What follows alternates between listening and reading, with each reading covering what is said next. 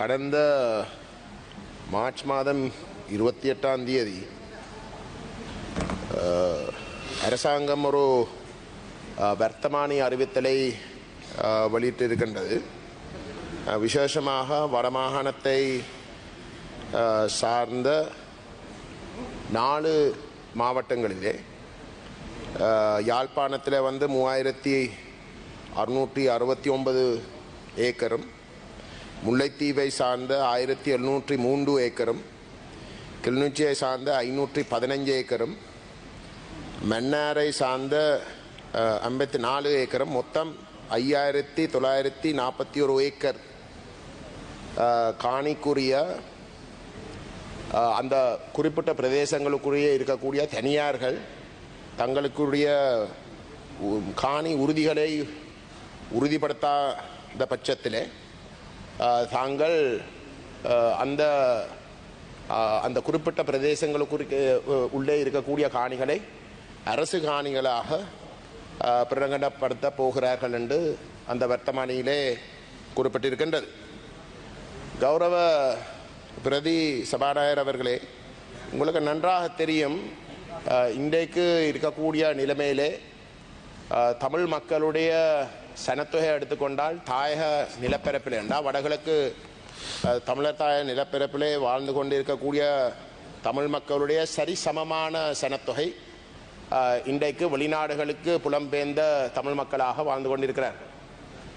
அவர்கள் இந்த தீவை விட்டு வெளியேறின பொழுது அவர்களுடைய உயிர் அச்சுறுத்தல் காரணமாகத்தான் அவர்கள் வெளியேறினவர்.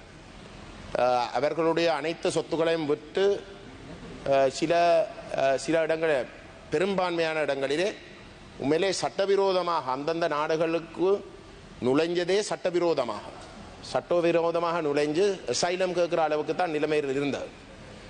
ஆக இன்றைக்கு அந்த மக்கள் தமிழ் மக்களுடைய ஈழத்தமிழர்களுடைய சனத்தொகைன்ற அறவாசி இன்றைக்கு புலம்பெயர்ந்த தமிழ் மக்களாக வெளிநாடுகளில் வாழ்ந்து கொண்டிருக்கிறார்கள் என்றால் இந்த காணிகளுடைய சொந்தக்காரர்கள் எந்தளவு தூரத்துக்கு அந்த வெளிநாடுகளில் வாழ்ந்து கொண்டு திரும்ப முடியாத ஒரு நிலைமையிலே இருக்கிறார்கள் என்றதை நீங்கள் விளங்கிக் கொள்ளலாம்.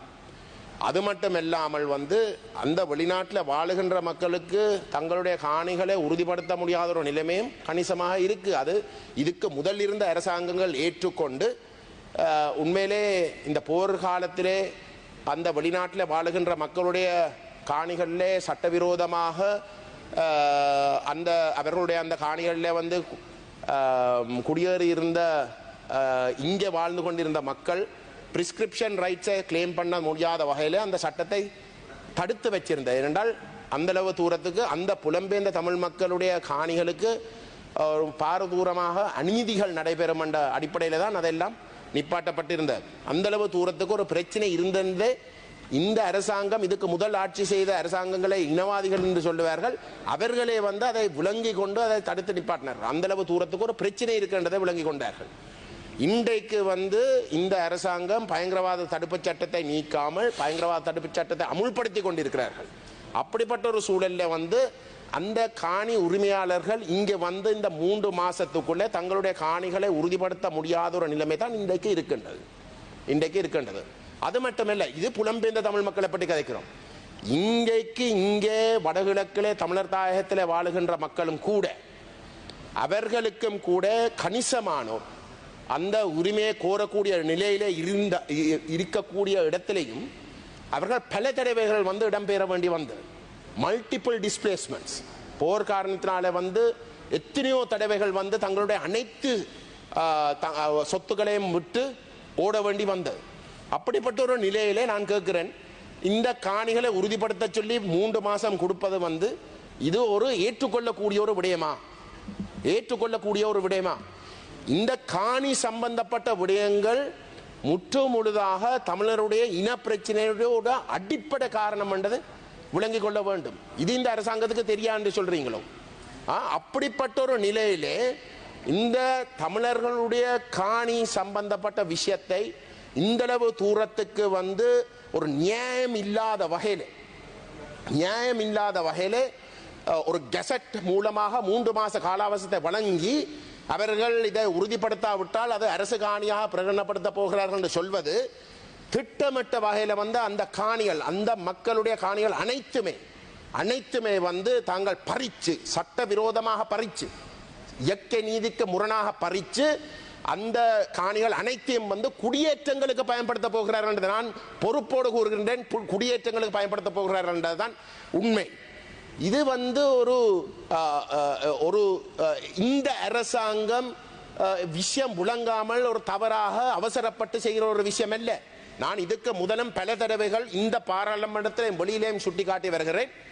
இன்றைக்கு வடகிழக்கிலே இருக்கக்கூடிய இராணுவம் மற்றது முப்படைகள் முழுக்க அங்கே வாழுகின்ற தமிழ் மக்களை எதிரி என்ற கண்ணோட்டத்திலே தான் அவர்களை பார்க்கிறார்கள். அந்த வகையிலே இந்த அரசாங்கமும் மட்டுமில்லை, இதுக்கு முதல் இருந்த அரசாங்கங்களும் அந்த தமிழ் மக்களுடைய உரிமைகளை அவர்கள் அங்கீகரிக்க தயார் இல்லை என்றால் அந்த மக்கள் எதிர்காலத்திலேயும் ஒரு 30 வருஷமா ஆயுத ரீதியாக போராடி அந்த போராட்டம் மௌனிக்கப்பட்டிருந்தாலும் கூட எதிர்காலத்திலேயும் அந்த மக்களுடைய உரிமைகளை அங்கீகரிக்க தயாரில்லை என்றால் அந்த மக்கள் திரும்பவும் சில வேளையில வந்து போராடுவதற்கு முயற்சிக்கலாம் என்ற காரணத்தினாலே, அந்த பயத்தாலே திட்டமிட்ட வகையில வந்து இந்த கரையோர பிரதேச அனைத்தையும் தமிழர் தாய நிலப்பரப்பில் இருக்கக்கூடிய கரையோர பிரதேசம் முழுவதையும் சுவீகரிக்கிறதுக்கான திட்டம் தான் நடக்கிறது. அது எந்த அடிப்படையில் என்றால் முதல் போர்க்காலத்திலே அந்த மக்களுக்கு கடத்தொழில் செய்ய முடியாத ஒரு நிலைமையை ஏற்படுத்தி முற்று முழுதாக ஒரு பொருளாதார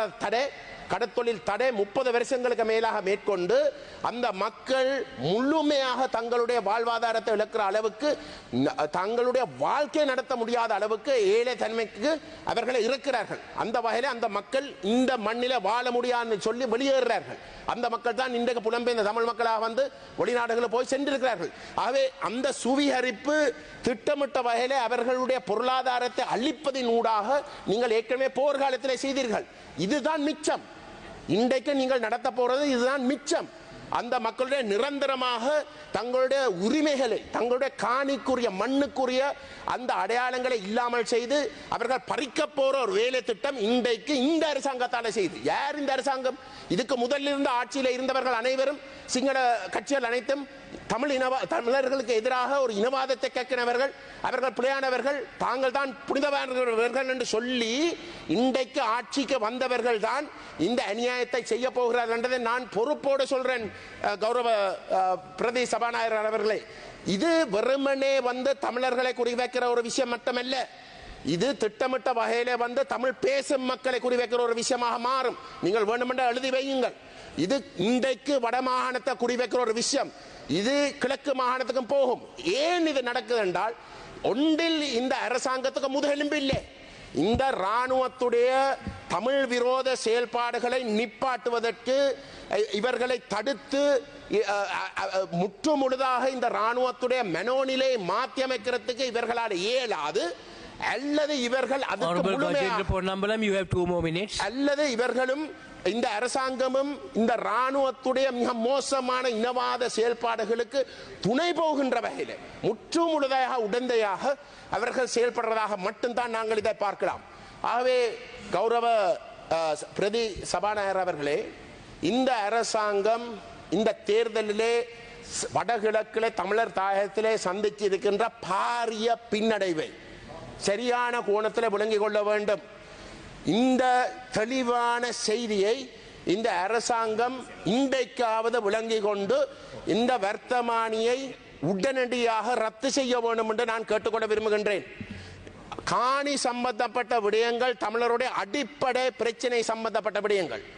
இதில் வந்து தமிழ் தலைவர்களோடு ஒரு இணக்கப்பாட்டுக்கு வராமற் ஒரு தலைபட்சமாக நீங்கள் இதை செய்தீர்களாக இருந்தால், நீங்கள் திரும்ப வந்து வடக்கிலேயும் கிழக்கிலேயும் இருக்கக்கூடிய தமிழ் மக்கள், நான் கூடுதலாக சொல்றேன் தமிழ் பேசும் மக்கள் என்று, இந்த தமிழ் பேசும் மக்களுக்கும் தெற்கிலே இருக்கக்கூடிய சிங்கள மக்களுக்கும் இடையிலே வரக்கூடிய நல்லிணக்கத்துக்கு நீங்கள் முற்றுப்புள்ளி வைக்கின்ற ஒரு விடயமாகத்தான் இதை பார்க்க வேண்டும்.